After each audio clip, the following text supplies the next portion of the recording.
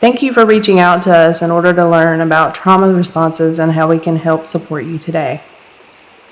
Trauma is an emotional and physiological response to a terrible event like an accident, rape, or natural disaster, or other stressful events. All kinds of trauma create stress reactions. People often say that their first feeling is relief to be alive after a traumatic event. This may be followed by stress, fear, and anger. Trauma may also lead people to find that they are unable to stop thinking about what happened. Traumatic events can create a high level of arousal, feelings of alertness or being on guard, which cause people to react strongly to sounds and sights around them. Immediately after the event, shock and denial are typical.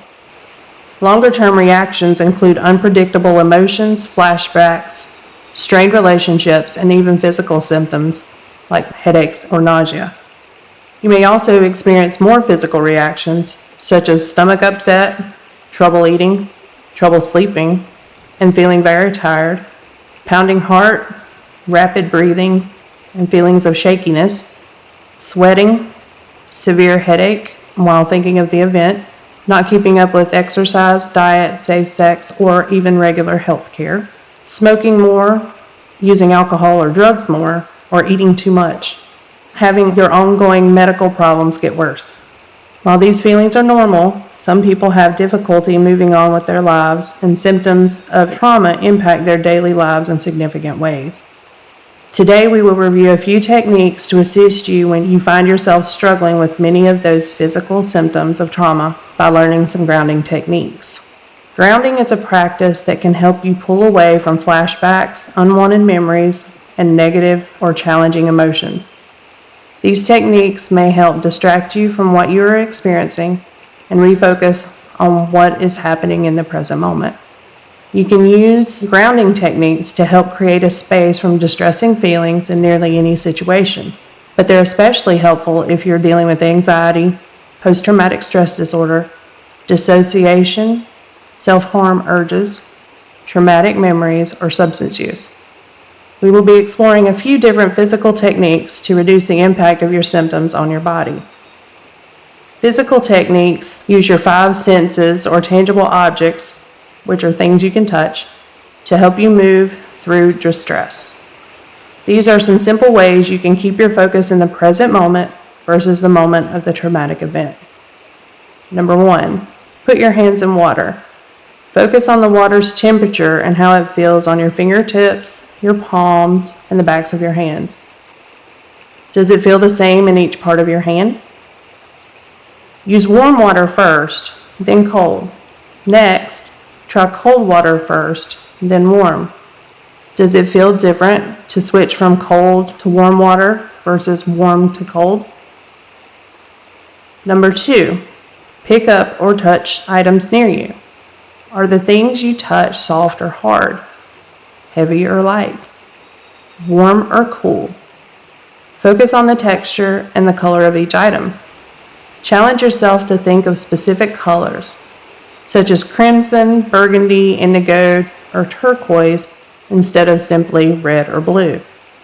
Number 3, breathe deeply.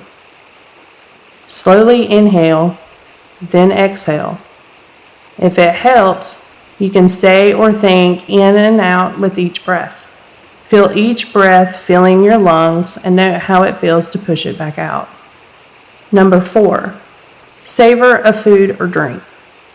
Take small bites or sips of a food or beverage you enjoy, letting yourself fully taste each bite. Think about how it tastes and smells and the flavors that linger on your tongue. Number 5, take a short walk. Concentrate on your steps. You can even count them. Notice the rhythm of your footsteps and how it feels to put your foot on the ground and lift it again. Number 6, hold a piece of ice. What does it feel like at first? How long does it take to start melting? How does the sensation change when the ice begins to melt? Number 7, savor a scent. Is there a fragrance that appeals to you? This might be a cup of tea, an herb or spice, a favorite soap, or a scented candle. Inhale the fragrance slowly and deeply and try to note its qualities, whether it's sweet, spicy, sharp, citrusy, and so on. Number 8, move your body. Do a few exercises or stretches. You could try jumping jacks, jumping up and down, jumping rope, jogging in place, or stretching different muscle groups one by one. Pay attention to how your body feels with each movement and when your hands or feet touch the floor or move through the air. How does the floor feel against your feet and hands? If you jump rope, listen to the sound of the rope in the air and when it hits the ground. Number 9, listen to your surroundings. Take a few moments to listen to the noises around you. Do you hear the birds, dogs barking, machinery, or traffic? If you hear people talking, what are they saying? Do you recognize the language? Let the sounds wash over you and remind you of where you are. Number 10, feel your body. You can do this sitting or standing. Focus on how your body feels from head to toe, noticing each part. Can you feel your hair on your shoulders or forehead? Glasses on your ears or nose? The weight of your shirt on your shoulders? Do your arms feel loose or stiff at the sides? Can you feel your heartbeat? Is it rapid or steady? Does your stomach feel full or are you hungry? Are your legs crossed or are your feet resting on the floor? Is your back straight? Curl your fingers and wiggle your toes. Are you barefoot or in your shoes? How does the floor feel against your feet? Number 10, try the 5, 4, 3, 2, 1 method. Working backward from 5, use your senses to list the things you notice around you. For example, you might start by listing 5 things you hear, then 4 things you see, then 3 things you can touch from where you're sitting, 2 things you can smell, and 1 thing you can taste. Make an effort to notice the little things that you might not always pay attention to, such as the color of the flecks in the carpet or the hum of your computer. Grounding yourself isn't always easy. It may take some time before the techniques work well for you, but don't give up on them. Here are some additional tips to help you get the most out of these techniques. Practice. It can help to practice grounding even when you aren't dissociating or experiencing distress. If you get used to an exercise before you need to use it, it may take less effort when you want to use it to cope in the moment. Start early. Try doing a grounding exercise when you first start to feel bad. Don't wait for the distress to reach a level that's harder to handle. If the technique doesn't work at first, try to stick with it for a bit before moving on to another. Avoid assigning values. For example, if you're grounding yourself by describing your environment, concentrate on the basics of your surroundings rather than how you feel about them. Check in with yourself.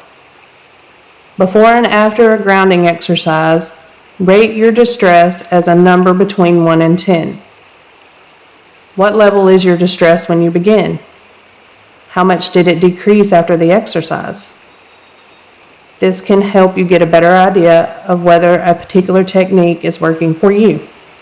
Keep your eyes open. Avoid closing your eyes, since it's often easier to remain connected to the present if you're looking at your current environment. Grounding techniques can be powerful tools to help you cope with distressing thoughts in the moment, but the relief they provide is generally temporary. It's important that you get help from a therapist so you can address what's causing your distress. If you don't have one yet, check out our website on how to start your journey in therapy with one of our licensed clinicians today.